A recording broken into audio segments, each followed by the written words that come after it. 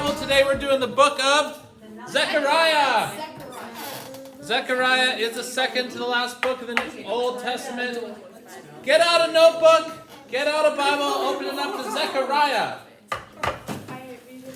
Zephaniah, what page is it on?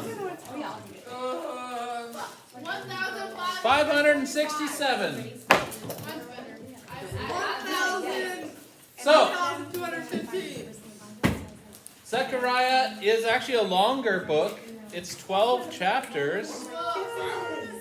And it is the second to the last, like I said. No, 14 chapters, sorry.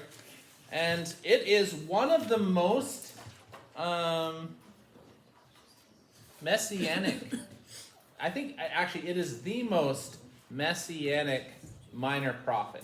So what does that mean? If it's messianic, who's it talking about? Jesus. Sunday school answer. The Messiah, Jesus. So we're actually going to do something. We're kind of buzz through this quickly because I have 7 different spots that refer to the Messiah, and I'm going to hand those out to our 7 different tables, and you're going to look them up and tell me, how does this point to Jesus? Some are harder than others. So. You better give Who wants the hard one? We do. We want the hard Okay, we're going to do that later. So Zephaniah, who wrote it? It's pretty easy. Zephaniah. What? He was a young man born in Babylon, okay? So during the exile, during the 70 years where they're in exile, remember, after they're conquered by Babylon, he was born in Babylon. So think about his perspective. We've talked about the return and the rebuilding. Zephaniah was a guy born in Babylon, experienced that, would have heard stories about Jerusalem and what home was like and all that. And then he's one of the ones that gets to go back and start helping to rebuild and return to Jerusalem. Some were old people. Some people had stayed in Jerusalem, right? The dumb and ugly people. Remember? Because I took the beautiful, smart people. It's kind of like. And some people, but he's a second generation, right? So he wouldn't have remembered home. He gets to go back. He's just heard of home. Think about that. That would be interesting. This is teamed up with Haggai, right? So last time we did Haggai. What was Haggai's big message that he was trying to get done? Rebuild the wall. Nope. Rebuild The temple. the temple. Rebuild the temple. So Zechariah's message is very similar. He is also calling for the rebuilding of the temple. And then he's mentioned in Ezra 5:1-2 as teaming up with Haggai. So they get mentioned as prophet team, Haggai and Zechariah. I don't know if they're friends or not, but they were colleagues together. Team, prophet, go, rebuild the temple. But they're actually quite different in their writing. Remember, Haggai was very direct speech, very simple and plain speech and direct. He's like, why are you living in fancy houses when God's house is in ruins? Come on, get to work. Zechariah has a lot of these dreams, these dream visions that he sees. And so it's a little more prophetic and a little bit more whoa, what's going on? And metaphorical and stuff. What is he talking about? And then at the end, he has these oracles, which are speeches from God to the people. The audience is the Jews in Jerusalem, who returned from captivity in Babylon, and again, telling them to get their act together and rebuild the temple, get their priorities right, and focus on the worship of God. Literally, chapters 1-8, it has the dates again. Remember how Haggai had the dates? Remember we had to translate those in some Bibles, and some Bibles says them plainly? In November of the 2nd year of King Darius' reign, God gave this message to the prophet Zechariah, son of Berkah and grandson of Iddo. Remember, when was Haggai's first speech? What month? August. October, right? Oh, no, wait. No, the first one was in August. Yeah, you're right. So it's just 2 months later than Haggai. It was at the end of August, right? Anyway. So very similar time to Haggai, and he also does the thing with dates. But then the last chapters, 9-14, are much later at the end of his ministry, 480 BC. So he has these final oracle speeches for God. In Jerusalem.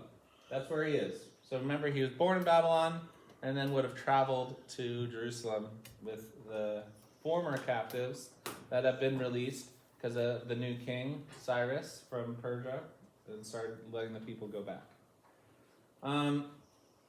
The purpose of this book. Olivia, what does your Bible say? It always says the same as where I get it from the study Bible I read. Because we're the same study Bible. Yeah, I guess so. To give hope to God's people by revealing God's future deliverance through the Messiah. Yeah. So different than Haggai, where Haggai is just saying, you got to rebuild the temple, get your priorities straight. Zephaniah's angle is kind of inspiration and hope. And because he's talking a lot about the future and the Messiah, he's encouraging the people to look towards the future, to look at the Messiah and what's coming, and then to get their act together because of that. So a little bit different angle. Haggai's like, you silly people, your house is fancy, God's temple's not. He's like, think about how great this can be. We're going to save the world. The Messiah is coming. Like kind of that angle, right? More inspirational. Like bigger picture. Yes. Where Haggai's more direct. It's just interesting. They're working together, but they also have two kind of different angles. Some people, two different things that would motivate two different people differently too, right? Some people are motivated by it. Like Justin, you said, you like the direct speech, not the all the fancy poetry of a lot of the other prophets. And some people are like, we could be part of something great, and then people get inspired differently. So, the first section. Are you on to main events already? Yeah. Oh gosh. I'll just. What? I gotta get my act together. It's okay. The first section are just messages while rebuilding the temple. So, while the temple rebuilding is going on, he's having these dreams and these visions, and he is sharing about them, what he saw. So there's an introduction, and then there's all these dreams and visions. We're going to see this in the Bible Project, but there's 8 different dreams that he has, and they're all kind of crazy. You're going to see this in the Bible Project, but this is the printout of that. They're super apocalyptic. Did I say that? No, I skipped it. I didn't say apocalyptic, but these visions, dreams are apocalyptic. What does apocalyptic mean? It means the end of the world. The end of the world. So it sounds super revelation-y. There's 4 horsemen and stuff, and they're different color horses, and there's these horns, and so there's these horses that are representing Persia, and so some of it's what's already happened with Persia and Babylon, and so the horns represent Assyria and Babylon, and then there's an anvil, I think, that represents Persia coming and smashing the horns. And then there's Jerusalem is measured with what's that, plumb line? Oh, I you love know what a the plumb line is? line. Before we had bubble levels, what's a plumb line, Andrew? It's basically, it was probably like a horsehair string or something, but a weight on the end of it. Yeah, a pointy, often pointy weight, and it would hang on a string straight. So if you're building a wall, you'd hang a string with a weight on it, and it would always hang straight because of gravity, and you'd see if your wall is leaning or not, right? And so it's like a level, but it's like a guide. I think it's So- a plumb bob. A plumb bob? Okay, yeah. That's the weight thing. And so Jerusalem gets measured to see if it's straight or not. And you can think about the symbolism of that. It's interesting. So this has it laid out. 1 goes with 8. Vision 1 goes with vision 8. 2 goes with 7. 3 goes with 6. And 4 goes with 5. And so, anyway, they're going to talk about that more in the Bible Project. It sounds like Revelation. It does. It's kind of this symmetry that sounds like Revelation too. The second half of the book, like I said, is much later. It's messages after completing the temple. So after the temple is completed, there's more of these images of the Messianic kingdom and what's coming with Jesus. And there's part 1 and 2, 9 to 14. I just laid it out. It was kind of similar to Esther, if you remember how they laid it out in the Bible Project. Oh, with the parallels? Yeah. Yes. This happens. It's right here. I think I've told most of you guys too about how creation is laid out that way with empty and fill. Oh, yeah, God the creates, three God days creates, and the separates the 3 light hours. and darkness on day 1, but then day 4 he creates the sun, moon, and stars, and then it's He feels what you just did on day 1. It's a yeah. And then day 2, and then day 5. Okay, I'm gonna hand out our Oh, verses. no, I thought we were gonna do the Bible project first. No, No, because it's cheating. all right. Okay. Group 1 here, Maya and Faith. Look up Zechariah 3:8. Can we have a hard one? Yeah. We want a hard one because there's only. Oh, the one number 1's the hardest, Oh. I think. Can you give us the second hardest then? No, give us the Okay, and it's 3:8 and 6:12. And then here you go, Ken. Yeah, should I start handing stuff out? Is that what you're going to do? No, you can write it down. What am I writing down?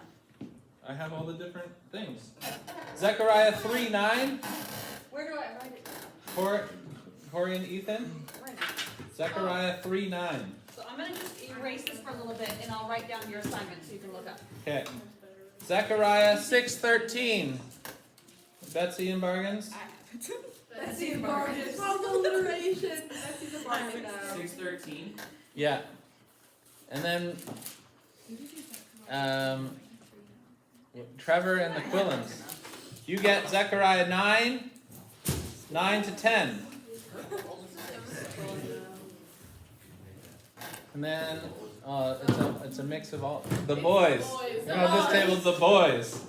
This is Zechariah 12:10.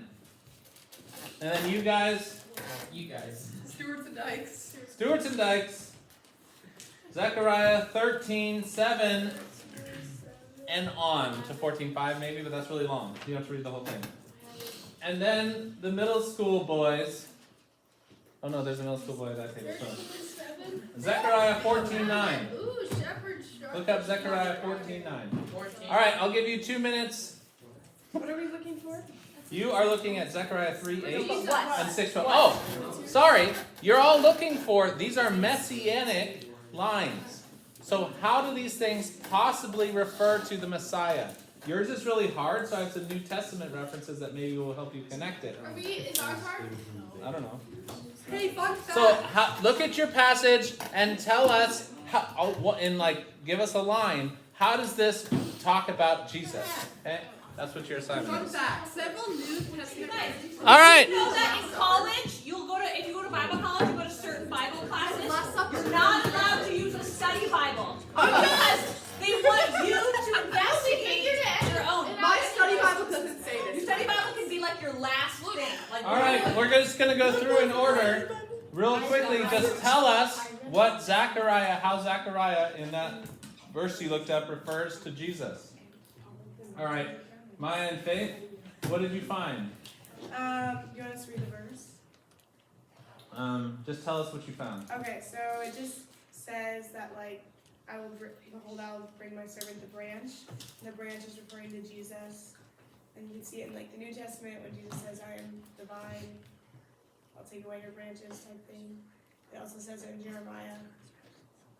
So, is this when they say a shoot of Jesse too? yes. Like So there's many references to Jesus being, we looked it up in Jeremiah as well, that he is an offspring, a shoot of Jesse in the line of David.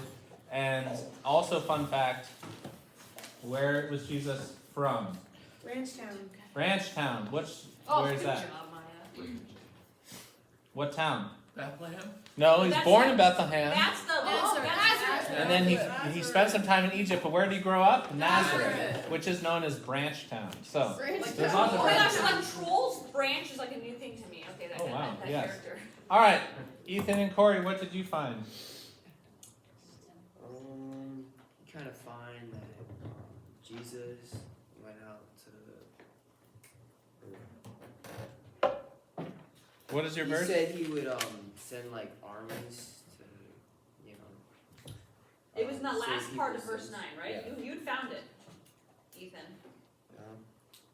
So I will engrave an inscription on it. Says the Lord of Heaven's army, and I will remove the sins of the land in a single day. I removed the sins of the land in a single day. Who does that sound like? Jesus. Yeah, that's awesome. All right, Zechariah 6:13. it says, "Even he shall build the temple of the Lord, and he shall bear the glory, and will sit and rule upon his throne, and he'll be a priest upon his throne, and the council of peace shall be between them both." So, do you guys have anything? Sure. What are your findings? So, we were a little conflicted about where it says, "Build the temple of the Lord," if that was referring to Jesus. Like, he refers to himself as the temple of the Lord at one point in the New Testament, but we're Tear also down called this the temple of the Lord. temple and I will rebuild it in So, 3 days. That could be one of those or both. But sit and rule upon his throne. He was seated at the right hand of God after the resurrection. And be a priest upon his throne. So that's a reflection of him bringing Yes. between us and God. So, and the king was always one person, and the priest was always another person. And Jesus was both. Yeah. Right? So he's the priest king. And he's like the perfect connection point to us for God. Yeah. It's awesome. All right. Zephaniah 9, 9, and 10. This one's fun. It's so clear. It's What is pretty it? straightforward. It says, "He shall speak peace to the nations, his domination shall be from sea to sea." And then 10. That is done. What about 9? Doesn't it say something else? Behold, your king is coming to you. Yeah. What is he doing? Does it say what? Does it say what he's doing in that one? Riding a donkey. Yeah. Ride the donkey! Right? Does Jesus ride a donkey? Humble. Right? Just any donkey? Or what kind of donkey does it say? I'm unbroken. A donkey's A donkey's colt. Yeah, the full of a dog. A baby donkey. An unbroken donkey. Yeah. So, what does Jesus do? It says lowly and riding on a donkey. Yeah. Humbly. Lowly. I also didn't her say peace? He brings peace? Yes. Yes. And that was a symbol, like another king does this. Does David one time ride in on a donkey? Like versus a war horse, it was a symbol of coming in peace versus war. Like a big scary war horse versus a donkey.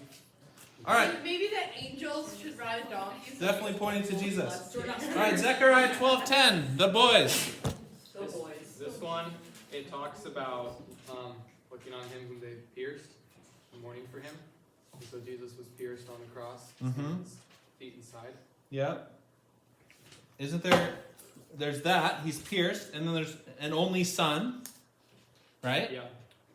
And he's the only son of God. And there's one other thing. They shall mourn for him? Yes, there's one other thing. It's a number. Does it, Brian? Brian has it as a number. I haven't read it in Zechariah myself, though. Zechariah 12:10. Oh. For an only child. I'm talking about I don't see a number in verse 10. You're right. It says it refers to the 30 pieces of silver, but where is that? We're going to skip that part because I don't see it. He will be an only son of the This article says it refers to the 30 pieces of Maybe silver, it but I don't really see it. Talks about being in bitterness for him. There's one that is in bitterness for his firstborn. All right, only son and Pierce, definitely in there, at least. All right, Stewarts and Dykes. What did I give you? It's 13:7. What does it say? It talks about how there's a sword against my shepherd. This is the Lord talking. There's a sword against my shepherd. That's Jesus. And against the man who stands next to me, which is the man who's next to the Lord is Jesus. And then once they strike the shepherd, the sheep will be scattered. So when Jesus dies, all the followers will be. Ooh, that's good. Yes, And very it good. says, I will Sad. turn my hand against the little ones. Oh, I will not. I will the young turn ones. against the lambs. So yes, Jesus is the shepherd. He's killed for his sheep, and they're scattered. And yeah. Okay. Sheep herder. Literally sheep herd. What's your verse? It's Zechariah 14:9. What does it say? It said that he was like the king over all, and like that he would be the only one that was getting praised. At the name of Jesus, every knee will bow and every tongue will confess that Jesus is Lord to the glory of God the Father. That's what that sounds like. Yes, good job. So at the end, he will be praised. He's a king over all. Good job, everyone. Yay. There's 7 references to Jesus. Now let's watch the Bible Project. All right, we are running out of time because of our awesome project, but that's okay. Zechariah is a wild ride, crazy ride. Jesus, the most messianic minor prophet, as we saw. That's awesome. 9 and 10 is our key verse. Someone had that, right? Who had Yeah. 9, 9, 10? I had 14. Who had the donkey? Okay. That's you guys. That's you guys with the key verse. A donkey with peace. Woo! Donkey. Shout and rejoice, O people of Zion. Shout and triumph, O people of Jerusalem. Look, your king is coming to you. He is righteous and victorious, yet he is humble, riding on a donkey's colt. So, remember we talked about how did he motivate the people to rebuild the temple? Not by plain Big speech, picture. but he's talking about the future. He's trying to give hope. He's saying, look, a future leader's coming. What we could be. Yeah, we could be hope for the nations. And kind of calling back to the promise, the Abrahamic covenant, that I will make you a great nation. I will make you a great nation. All those who bless you, I will bless. All those who curse you, all will be cursed. And I will make you a blessing to all the nations. So that's all pointing to Jesus. And basically, if they get their act together, they get to be part of this. But they're not going to. Like, we're going to have how many years until? But they do. I mean, there is some amount of obedience that they have. They do rebuild the temple. They do restore the worship of God. They have Zerubbabel, who is a descendant in the line of David and the line of Jesus, which we looked up last week, which is awesome. And Joshua the high priest. They do restore. They do it. They get the temple rebuilt. They obviously have heart problems and then heart problems. Like their love for God. They don't have heart attacks, but their love for God is messy, and they have problems. But they do produce the Messiah. And what does the Messiah do? One of your verses. He takes away all the sins of the world away in one day, right? How awesome is that? He took away the sins of the world in one day. He did it all, right? They had to do all these sacrifices over and over, but he did it in one day, once and for all. So, what's our timeless truth? I'm kind of like wrapping it into like, hey, same for us. We have hope. Like even some of this hasn't happened yet, right? Like the city of Jerusalem healing all the nations. I think that's the new city, Jerusalem. The restoration of heaven is a city. So I put down, be faithful and have hope. The Messiah will wash away sin. And we have hope for eternity. Yes. I think timeless truth could also be that it's kind of like they had an option. They could choose the future they're going to have. Yeah. And we all have an option to choose what path we're going to take. Choose this day whom you will serve. Yeah. Yeah, we do. Do you want to be part of God's salvation plan for the world or not? Like God's going to do it either way, but you get to be part of it or not. Are we going to have a little party when we finish the Old Testament? Yes, we're going to have a party. That's only 2 weeks away. We're done with the Old Testament.